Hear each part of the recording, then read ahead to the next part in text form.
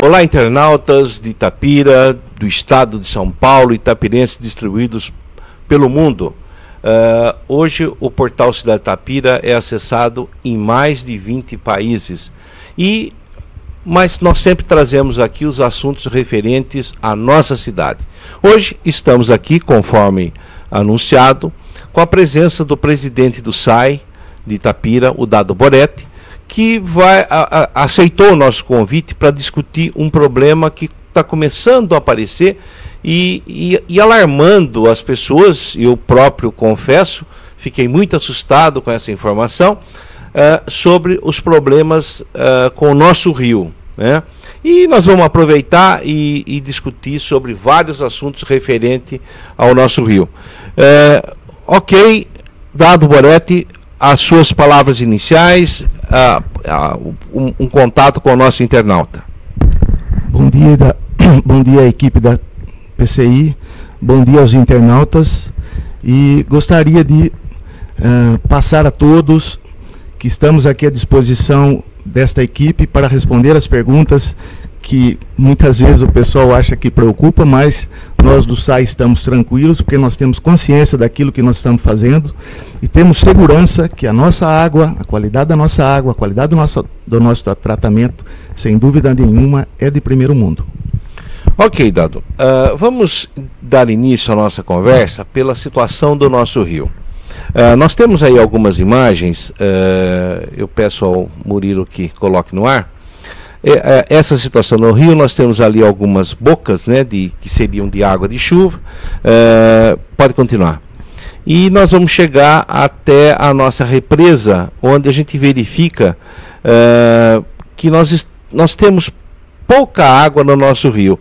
Eu pergunto a você, Dado, em primeiro lugar, em função do volume de água, como é que está a situação do nosso rio? Quer dizer, como que essa quantidade de água, esse volume de água, até quando nós poderemos contar com o Ribeirão da Penha? Existe algum estudo sobre isso? Existe, sem dúvida. Nós fizemos um trabalho que foi a elaboração do Plano Municipal de Saneamento Básico, onde foi realizado um estudo dos próximos 20 anos, ou seja, de 2010 a 2030, o que vai acontecer na nossa cidade com o rio, com o SAI. E esse estudo mostrou que a capacidade do rio é suficiente para atender a demanda do nosso município, inclusive com o crescimento da população. Hoje nós temos em Itapira em torno de 68 mil habitantes, números dados pelo último censo, e em 2030 existe uma projeção para 85 mil habitantes. Nossa capacidade de tratamento hoje está na faixa de 360 litros por segundo. Na realidade, nós estamos tratando de 280 a 290, então existe ainda uma diferença significativa para atender essa demanda. E com relação ao rio, o estudo também foi feito e vocês podem ficar tranquilos que nós não vamos ter necessidade de buscar água até 2030 de qualquer outro local. Nós temos que fazer sim uma nova barragem. Esta barragem já está programada para ser executada entre 2015 e 2017, porque nós vamos fazer uma nova captação na parte de cima da rodovia Itapira-Jacutinga, mais ou menos a 1 quilômetro da barragem atual, mas isto é só para a gente ter uma segurança para o nosso abastecimento. Porque se eventualmente a gente tiver algum problema no rio, porque hoje a Avenida dos Italianos é uma avenida que tem um fluxo grande de caminhões, principalmente caminhões com produto químico. Então, se tiver algum problema com caminhão, produto químico, que contamine a água, nós vamos ter uma segunda opção, que é nessa nova barragem, para imediatamente interromper a captação nesse trecho e utilizar esse novo trecho programado para 2015, 2017, conforme eu disse a vocês. Então, lógico, quem olha o rio hoje se preocupa, porque realmente o nível está baixo, mas tem vários estudos referentes a esse tema e nós não temos nenhuma preocupação com relação à falta de abastecimento. Ótimo. Me diga uma coisa, esse estudo, essa barragem que você está falando que está programada, é aquele estudo anterior, do governo anterior, ou é um outro estudo? Um estudo realizado em 2008 e complementado em 2009. Inclusive, já estamos finalizando esse estudo para ser encaminhado à Câmara de Vereadores para ser aprovado. Mas o que difere daquele projeto inicial? Você tem uma... Olha, Nino, com sinceridade, eu não conheci o projeto anterior, tá? Eu só tenho conhecimento desse atual. Esse atual, tudo bem. Bom, outro problema que as fotos revelaram é a questão do chamado esgoto clandestino. Você tem informação de que existem empresas ou casas que continuam despejando no nosso rio esgoto ou qualquer outro tipo de dejeto?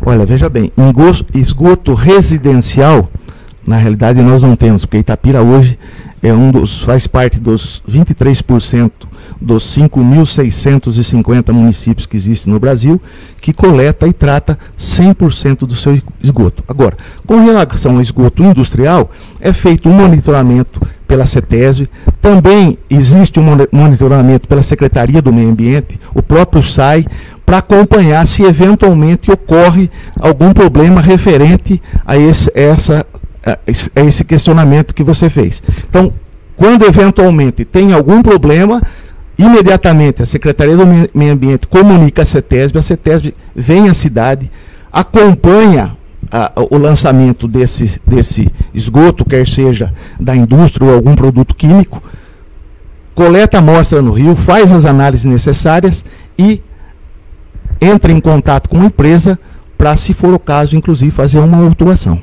A AIPA nos informou que, num determinado momento, houve um estudo de todas as bocas, inclusive de área de indústria, e que teria passado essa informação para o SAI. Eu não me lembro agora que época foi isso. Você sabe se foi tomada alguma providência com relação a isso? Com certeza. Todas as informações que a gente recebe, a gente vai até o local, faz um acompanhamento, comunica imediatamente à Secretaria do Meio Ambiente, encaminhamos um ofício para a CETESB, para que a CETESB venha e tome as providências necessárias. Tudo aquilo que é comunicado, existe uma ação sobre o assunto. Ok. Agora, um outro assunto, uma outra denúncia que chegou até o portal Cidade Itapira, Dado, é referente à instalação de antenas. Eu sei que a sua área não é essa, e nós nem vamos discutir esse assunto com você, não. Mas dentro dessa denúncia veio a instalação de antenas sobre as caixas d'água. E dizem essas pessoas que essas antenas, elas, por serem de micro-ondas, elas acabam tendo influência sobre a água, ou seja, comprometendo de alguma maneira o nosso precioso líquido. Você tem informação disso, tanto dessa questão do malefício, quanto da instalação das antenas? Veja bem, eu não tenho essa informação, porém, nós fazemos o acompanhamento na nossa água, desde a captação no rio, no pré-tratamento e na distribuição, inclusive em reservatórios, né? Se existe esse problema, as análises que nós fazemos não detectou nada. E mesmo porque, eventualmente, eu acredito, né, nós temos que buscar um pouco mais de informações, porque às vezes as pessoas jogam as informações, mas não tem nenhum dado concreto e nenhum dado estatístico de que isso realmente possa estar acontecendo. Simplesmente joga um balão. Como a água ela circula, ela não fica todo o tempo lá parada. Essa água está sempre circulando. Então, se existe alguma contaminação, com certeza o efeito é muito pequeno e por essa razão não foi detectado. Mas é uma situação que, a meu ver, merece ser estudada e analisada com um pouco mais de carinho. Ok, internauta, vamos fazer agora um pequeno intervalo. Daqui a pouco nós voltamos com Dado Boretti, o presidente do SAI, discutindo sobre a qualidade da água em nossa cidade. Agora nós vamos tratar de um assunto mais delicado ainda.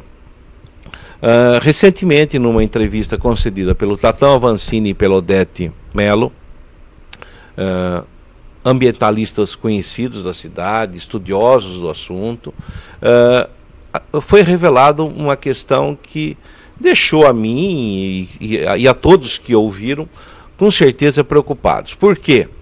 Porque nessa entrevista eles relataram que o nosso rio recebe cotidianamente uma quantidade grande de metais pesados, agrotóxicos e também de cloreto oriundo do vinhoto, né, que é muito utilizado na plantação de cana. E o que me assustou, e com certeza muita gente, é o fato de o SAI não conseguir tratar adequadamente, e não por falha técnica ou incompetência, mas por uma questão de não ser possível fazer isso, né? Não só aqui como em outro lugar. Então, já logo depois disso, já veio na nossa ideia convidar o presidente do SAI para discutir sobre o assunto. Se realmente não tem solução, o que fazer? Essa era a nossa ideia principal.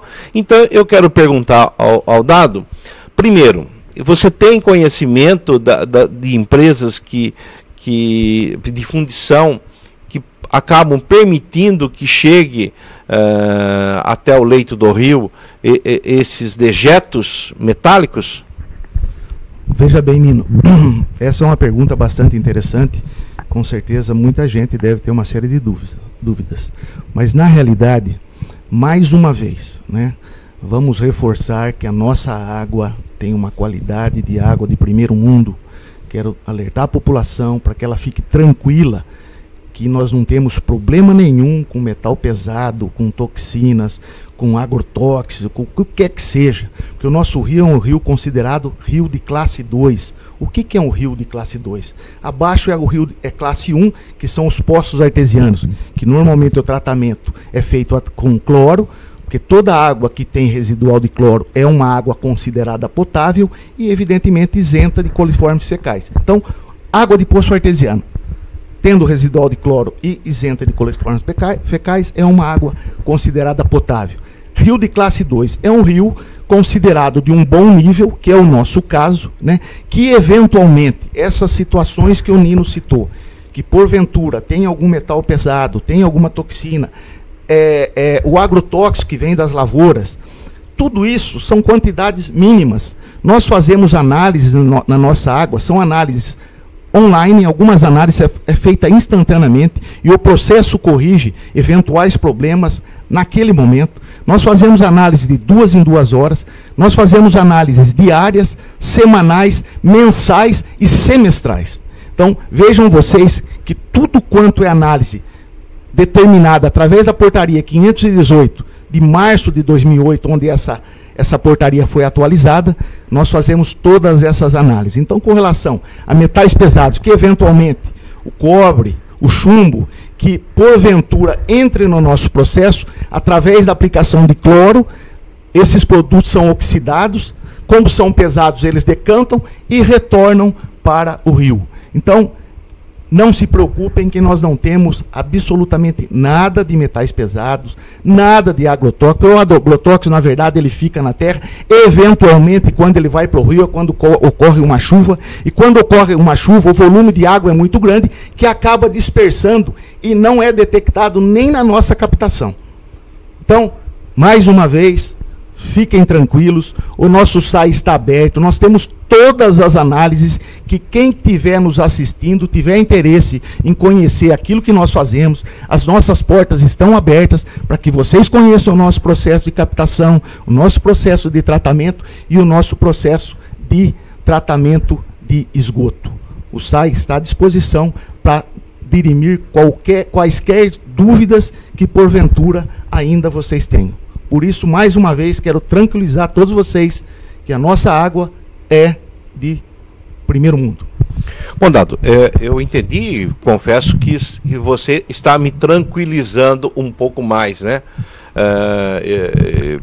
É muito bom saber que a gente está mais protegido nesse aspecto. Mas o fato é que nós estamos com uma incidência maior de câncer no município, né? Evidentemente, fora dele também existem números alarmantes. Então, quando a gente toma conhecimento dessa informação, é natural que a gente fale, peraí, aí é mais um foco. Então, eu queria perguntar para você o seguinte, existe então uma coleta de informações no rio, diretamente do rio, tá? Isso é realizado pela CETESB. E quando se coleta, não precisamos entrar em detalhes, eu só quero, em linhas gerais, essa informação. Quando é coletada a água do rio, existe presença de metais pesados antes do tratamento? Veja bem, essa análise, ela mostra que tem, né? Essa análise é feita semestralmente, mas a quantidade é muito pequena, né? Eu tenho, inclusive, todas as análises, todos os números, que não é o caso de passar informação aqui, tá certo? Não, mas ela é muito pequena e, como eu disse, através do processo de cloração, o cloro, ele oxida esses metais pesados, esse metal pesado, ele é decantado e ele retorna para o rio. Então, não existe nenhuma possibilidade dele acompanhar a água que chega nas residências. Evidentemente que a gente está aqui com excesso de cautela, né? Mas o que eu queria agora ver se você tem mais ou menos o percentual de redução. Imagina que o número antes da coleta seja 10. A água que vai para as casas estaria em que número, por exemplo?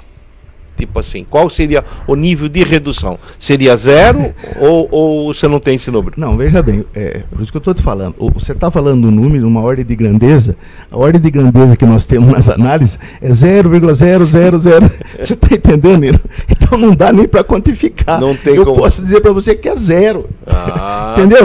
Quer dizer, é menor ou igual a 2 miligramas por litro. O número lá, 0,00001. Você está entendendo? Certo. Então, é 0.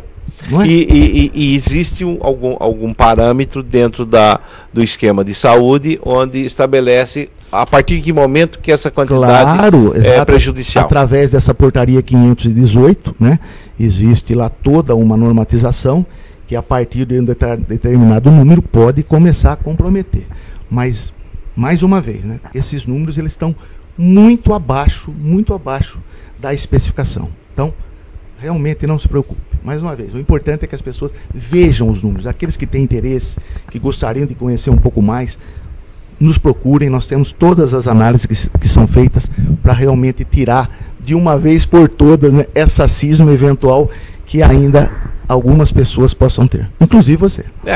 Não resta a menor dúvida, né, dado que essa é uma preocupação que eu acho que a cidade tem que ter, né? Quer dizer, claro.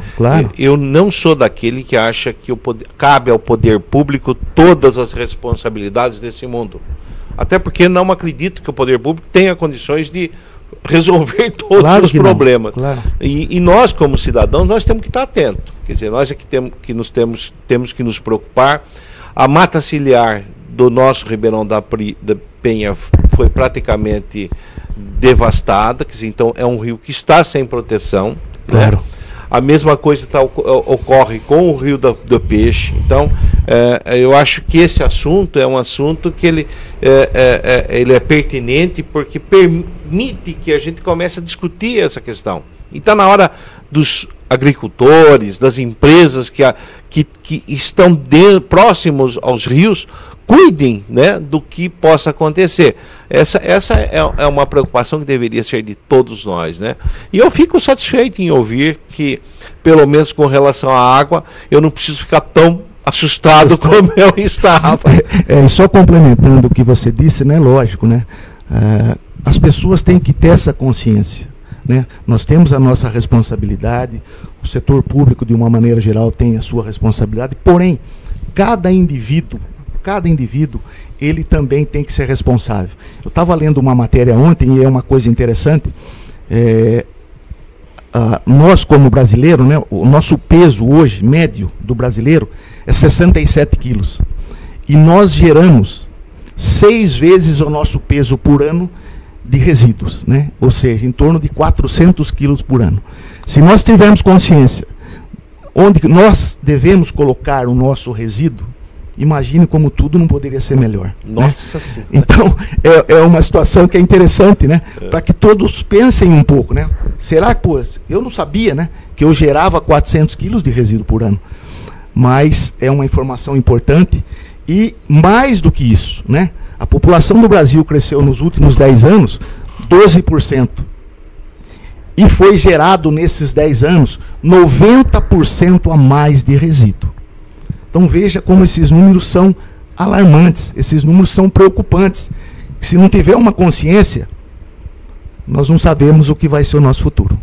Com certeza, nós temos que cuidar do nosso meio ambiente e não resta a menor dúvida que o poder público e a sociedade, eles estão nessa luta. Cabe, evidentemente, ao poder público a tarefa de liderar o processo, de organizar, de planejar as ações.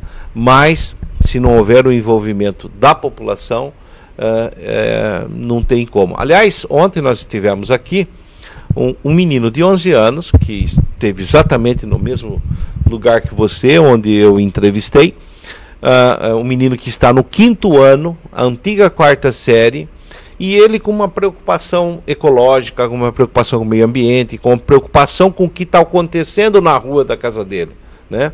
E recentemente ele fez uma denúncia, né, sobre a cascata. Nós publicamos, entramos em contato com você nos atendeu também gentilmente, deu as informações e mais, resolveu o problema da cascata, que ele ontem aqui até agradeceu, né? A água está funcionando, está rodando e ele está feliz de novo. É isso que eu acho que nós temos que fazer, né? Na medida do possível, o poder público dá ouvido à população, e quando é permitido, quando tem recursos para isso, quando está dentro dos seus planos, atender, né? Isso que veja bem, isso que você colocou é importante. Eu, quando assumi o SAI, e também trabalhei 3 anos na Secretaria de Recursos Materiais, eu não aceito que uma reclamação não seja respondida. Hoje, os funcionários do SAI, o pessoal do atendimento, toda e qualquer reclamação tem que ser atendida, e eu quero saber. Então, o caso desse menino, quando a Vitória, sua repórter, me ligou, imediatamente eu pedi que ela fosse até o SAI, nós pegamos o carro, fomos até o local, constatei exatamente o que esse menino falou, e isso é fantástico, porque um menino nessa idade ter essa consciência, a gente tem que realmente parabenizar, porque ele faz parte, né, é uma exceção da regra. Então, tinha fundamento o que ele questionou, imediatamente nós contatamos o nosso pessoal, tinha um problema lá de um transbordo da água, que ela acabava voltando para o córrego, nós fizemos uma pequena barreira, seguramos essa água e imediatamente contatei a Secretaria de Serviços Públicos para fazer uma limpeza no setor, que já tinha sido feito. O problema é da chuva agora, o mato realmente cresce muito rapidamente. Vamos instalar bancos, vamos instalar lixeiras, porque lá ainda tem bastante saco plástico, tem garrafa, porque não tem um lixo lá para o pessoal jogar. Então, serão instaladas lixeiras para que aquele local realmente torne um local de lazer, para que as pessoas possam frequentar e que seja mais um ponto, né, que nós, como itapirenses, podemos usufruir. Inclusive, fiquei sabendo que na sexta-feira já tinha pessoas pescando lá no lago. Então, isso é muito interessante. Com certeza já jogaram uns lambarizinhos lá, né? Ok, bom, eu quero aqui agradecer a presença do Dado e por essa entrevista esclarecedora. Confesso que eu estou mais tranquilo, né? Não só como itapirense, por saber que o SAI está cuidando da nossa água do jeito que nós itapirenses merecemos, né? E dizer a ele que o nosso muito obrigado pela sua presença, e deixo a você as suas considerações finais. Bom, Nino, eu que agradeço ao convite e me coloco à disposição de vocês. Qualquer dúvida, qualquer outra necessidade, é só fazer contato, que nós estamos aqui para atender a todas as reivindicações. E também gostaria de desejar a todos aqueles que estão nos assistindo, a vocês, um Feliz Natal, um ano novo cheio de paz, saúde, felicidades, e mais uma vez convidar todos os itapirenses que tenham interesse, que queiram conhecer um pouquinho mais do SAI, de tudo aquilo que a gente vem fazendo, de tudo aquilo que a gente planejou para o ano de 2012 e para os próximos anos, que com certeza todo mundo vai ficar muito satisfeito de saber o que representa o SAI para o município hoje. Já representava muito, com certeza hoje representa muito mais. Obrigado a todos. Ok, internauta, até uma próxima oportunidade. E não teremos nenhuma entrevista até o Natal, portanto, o Portal Cidade Itapira deseja a todos um Feliz Natal. E logo, logo estaremos com novos assuntos, com novos itapirenses envolvidos aqui nos nossos questionamentos. Muito obrigado.